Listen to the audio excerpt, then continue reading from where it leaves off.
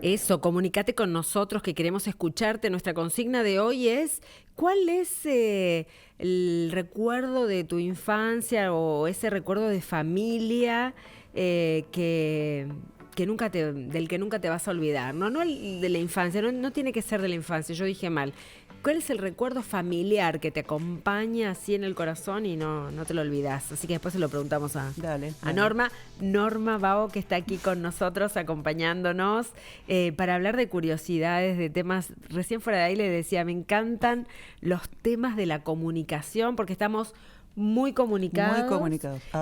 @muy comunicados. Eso, @muy comunicados. La siguen a Norma en YouTube, la siguen en Instagram y se pueden enterar de muchas cosas. La verdad, hoy vamos a hablar de un tema particular. Yo le decía, me encanta el tema de la gramática, de la escritura correcta o de las curiosidades en el devenir, ¿no? ¿Y de qué vamos a hablar hoy entonces? Oiga, buen día primero. Hola, que no dije buen día para todos. Arrancamos muy así. Bueno, está bien. Está muy bien, tengo que contrarrestar el resfrío, entonces. No, y veníamos del tema musical que también estábamos como muy copadas. Vamos a hablar, como bien decías, hay frases que las usamos, que sabemos lo que significan, que son así metafóricas y por eso nos gusta usarlas, pero que si averiguamos un poquito del origen, nos encontramos que el origen es totalmente distinto, que se usaba para otra cosa, y ahí pues está como lo interesante de, bueno, yo hoy uso o escucho esta frase, pero ahora me voy a enterar en poliedro de dónde viene, y bueno, y ya no la voy a decir igual, porque ya sé algo más.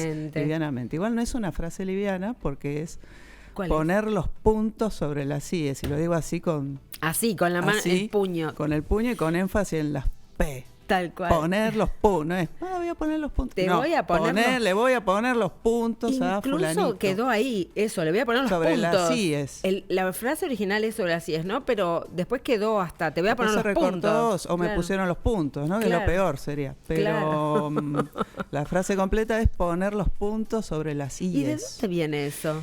Y viene de hace un montón, viene del siglo XII. Un montón, sí.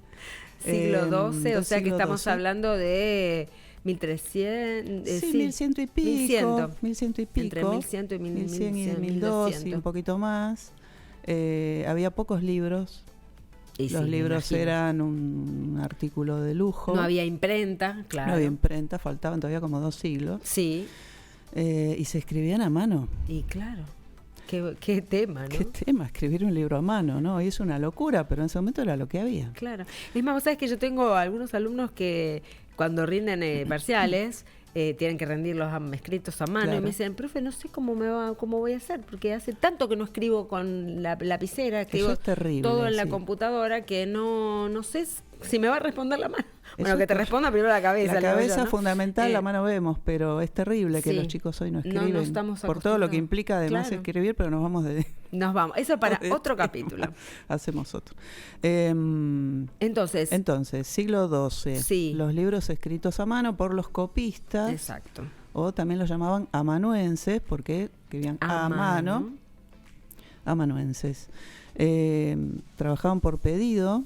Generalmente eran los monjes que estaban en los monasterios y escribían ahí los libros. Había religiosas también que lo hacían. Mira, parece. Yo pensé que era solo Yo también, hombres. pero investigando parece que también había religiosas que se dedicaban a eso.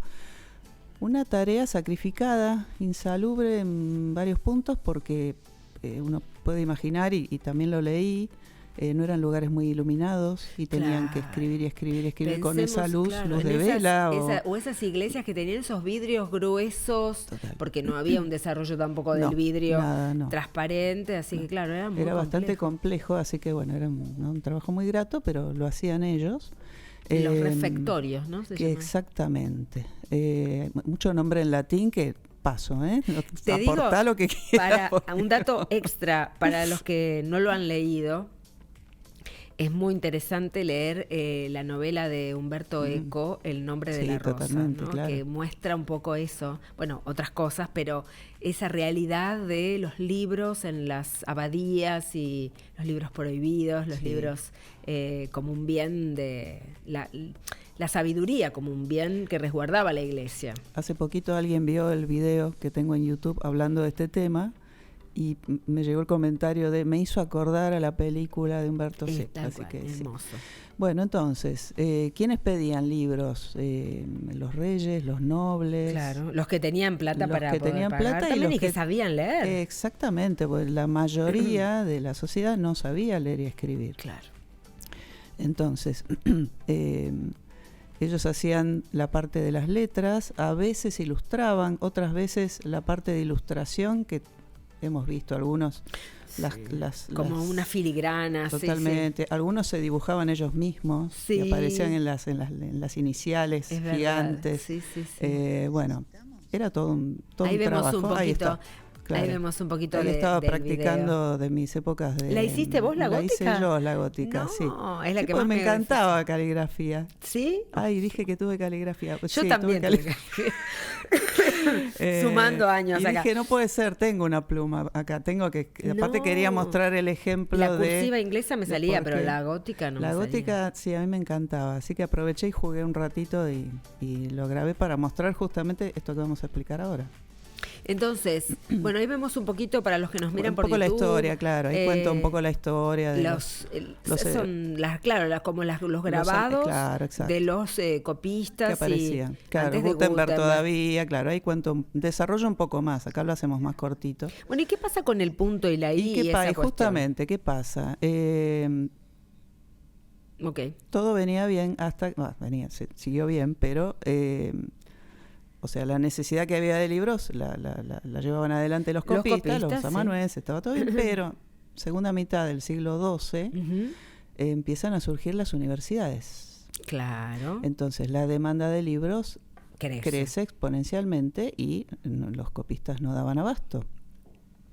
Entonces las mismas universidades crean centros con copistas para hacer mayor cantidad de libros, porque no había forma de contar con la cantidad que necesitaban. Claro, como el centro de copiado de las universidades. La fotocopiadora era como la fotocopiadora del siglo XII. Claro, que era a mano. Necesito un libro. Bueno, ¿qué pasaba? Espérate más o menos para el cuatrimestre que viene te lo tengo. Dicen que los más experimentados escribían 2 o 3 páginas por día. Dios, sí, imagínate un libro para el cuatrimestre grande, que viene te lo tengo, listo. Claro. ¿Qué pasa? Me empiezan a trabajar en serie. Claro. Y toda esa parte artística tan linda que tienen esos primeros libros se va perdiendo, como todo lo que se hace en serie. Claro. Y también había que ahorrar en papel. Claro. ¿No? Tampoco era tan... Tampoco, claro. Ya la cosa artística va quedando de lado y empieza más lo comercial. Entonces, bueno, ¿cómo ahorramos papel? Y apretemos las palabras. Claro. Pongamos entre letra y letra menos espacio. Claro, apretémoslo, comprimimos las palabras, las ascendentes y las descendentes, el palito de la B larga, el palito de la P, los hacemos más cortitos para que entren más renglones. Entonces empiezan a comprimir. Claro, ahí vemos, bueno, ahí esto es un copista. Esto sería como el anterior, cuando todavía se tomaban su tiempo y su espacio. Después empiezan a comprimir, cambia también la forma de la pluma, esta pluma, ahí está, ¿ves? Ahí está. Esa es la tuya. Eso es actual. Qué bárbaro. Sí, con el tinterito, ¿no? Fue muy divertido hacer eso. Bueno, ahí estoy contando que esas 4, ahí me estoy sentada adelantando la imagen. ¿Ves? Ahí. Claro, y entonces... Eso hacía que fuera no tan legible. No tan legible. Bueno, hay una cosa chiquitita. Dale. En ese traspaso, hasta el libro impreso, que fue el que verdaderamente nos liberó de toda esta calamidad, había que recuperar oralmente eso que estaba escrito, ¿no? Claro. Y tampoco había espacios. Ese es otro lindo tema para... Tampoco había espacios. Y hablando de espacios, ¿qué pasaba? Se hacían estos libros escritos de esa manera... que fue lo que después dio origen a la escritura gótica, claro, escritura claro. rígida, muy muy recta, y no se entendía nada. Se entendía nada, ¿por qué? Porque como veíamos recién, la M, la N, tienen la más... I, la U, eran 4 letras muy parecidas en los rasgos. Claro. Y vos veías todo apretado así, era muy difícil de leer. Se entendía. Tengo entendido, el latín no es lo mío, pero tengo entendido que había en esa época muchas palabras con 2 I seguidas. Ah, puede ser. Así que se confundía con la U. Bueno, era un verdadero embrollo O sea, tenías el libro y no podías leer porque no se entendía, costaba entenderlo. Claro, entonces, a estos copistas se les ocurre agregarle una especie de rayita diagonal, así con la misma pluma, a la letra I, agregarle ese puntito como para empezar a diferenciarla y favorecer un poco la lectura. Y bueno, a partir de ese momento le empiezan a ponerle los puntos a la I. A las I's. Y como siempre, viste que siempre que haces algo hay alguien que te dice, no, ¿para qué? Ahí también, ¿ves? Ahí están las 4 letras, sí, muy parecidas. Y ahí estás escribiendo y no se entiende bien qué estás escribiendo. Decís. ¿No? Claro. ¿Y qué querías Pero poner? Si le agregas un mini minion. Claro. Traté de buscar un ejemplo que tuviera muchas M's, I, U, N. Claro.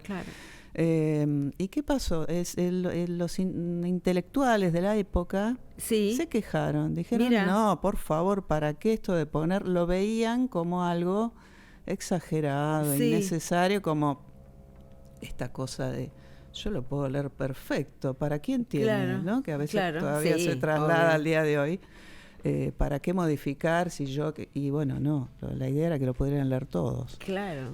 Así que no les hicieron caso a los intelectuales, por suerte, y quedó el tema del punto de la I, pero con un significado totalmente distinto al principio. Al principio era como poner los puntos a las IES, era como algo totalmente innecesario, obsesivo, que ridículo. Es ridículo. Y bueno, hoy en día lo usamos con otro significado totalmente distinto. Bueno, me parece súper interesante. Otro día hablamos de signos de puntuación. Dale, un detalle que no dije al principio. Viste, a mí me gusta reivindicar. La vez pasada reivindicamos a febrero. ¿Te acordás? Con sus 28 días, pobrecito. Y yo quería reivindicar el puntito, que no tiene nombre. Es cierto. No tiene nombre el puntito. Porque la tilde es el acento, la diéresis o crema, ¿se acuerdan que también aprendimos cuando éramos chicos? La rayita de la ñ le dicen virgulilla. Ah, tiene nombre. ¿Por qué el puntito no tiene nombre? Puntito de la I. Así que bueno, también lo quería también como reivindicar, pobrecito.